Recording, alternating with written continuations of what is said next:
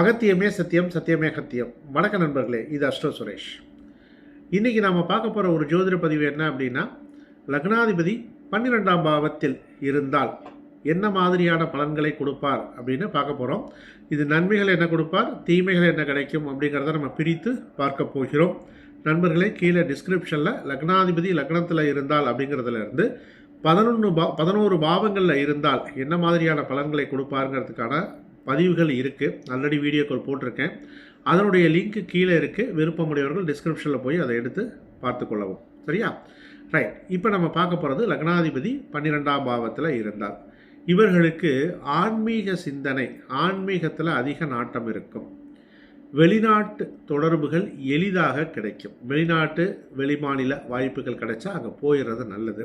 அப்படி இல்லைனாலும் இப்போ உங்கள் ஊர்லேருந்து, சொந்த ஊர்லேருந்து ஒரு 200 கிலோமீட்டர் 300 கிலோமீட்டர் தள்ளி போயிட்டீங்க அப்படின்னா உங்களால் வெற்றி பெற முடியும். பூர்வீகத்தில் இருந்தீங்க அப்படின்னா பெருசாக வெற்றி பெற முடியாது.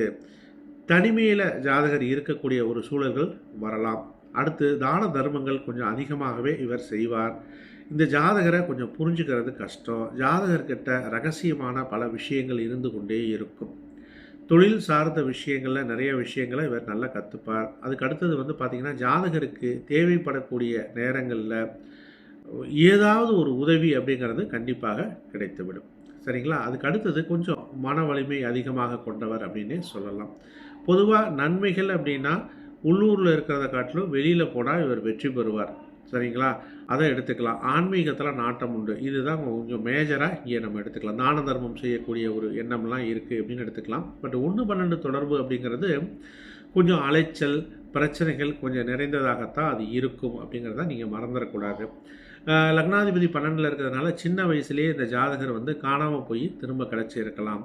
அலைச்சல் அதிகமாக இருக்கும். இப்போ நான் சொல்கிறது எல்லாமே தீமைகள்ங்கிற ஒரு கேட்டகரியில் சொல்கிறேன். காணாமல் போய் இருக்கிறது, அலைச்சல் அதிகமாக இருக்கிறது. இப்போ இவங்களுக்கு கூட்டு குடும்பத்தில் இருந்து அதனால் பிரச்சனைகள் ஏற்படக்கூடிய தன்மை. ஹில் ஸ்டேஷனில் கொஞ்சம் வண்டியெலாம் ஓட்டுறப்ப கொஞ்சம் கவனமாக இருக்கணும். லக்னாதிபதி 12 கெட்டு போச்சுன்னா ஹில் ஸ்டேஷனில் வண்டியே ஓட்டக்கூடாது அப்படின்னே சொல்லிடுறாங்க. அந்த உயரமான இடம் என்பது இவர்களுக்கு ஆகாது. செலவை கண்ட்ரோல் பண்ணுறது அப்படிங்கிறது ஜாதகரால் ஒரு முடியாத ஒரு விஷயமா இருக்கும். சேமிப்பு அப்படிங்கிறது 100 ரூபா சேமித்து வச்சிங்கன்னா 200 ரூபாய்க்கு செலவு வந்துடும். அப்புறம் சேமிக்கிறதுங்கிறதே கொஞ்சம் பிரச்சனை ஆகிவிடும். சேமிக்க முடியாமல் போய்விடும்.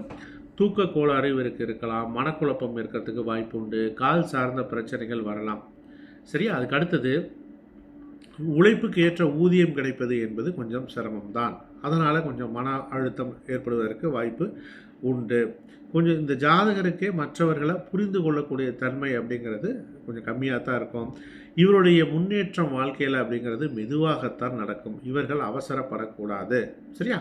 ரைட். இப்போ நம்ம பார்த்தது லக்னாதிபதி 12 இருந்தால் ஏற்படக்கூடிய தீமைகளை பார்த்துட்டோம். ஸோ நன்மைகளும் பார்த்தாச்சு, 12 இருந்தால் தீமைகளும் நம்ம பார்த்துட்டோம். சரியா? நண்பர்களே, உங்களுடைய ஜாதகத்தை ஆய்வு செய்து உங்களுக்கு உண்டான பலன்களை நீங்கள் தெரிந்து கொள்ள வேண்டும் என்று விரும்பினால் ஸ்கிரீனில் இருக்கக்கூடிய நம்பருக்கு கால் பண்ணுங்கள் அல்லது வாட்ஸ்அப் பண்ணுங்கள்.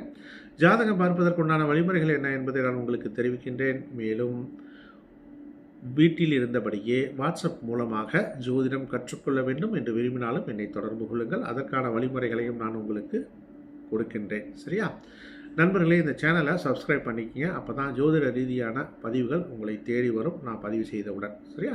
ரைட். நண்பர்களே, மீண்டும் மற்றும் ஒரு பதிவுடன் நாளைக்கு நான் உங்களை சந்திக்கின்றேன். அகத்தியமே சத்தியம், சத்தியமே அகத்தியம். நன்றி நண்பர்களே.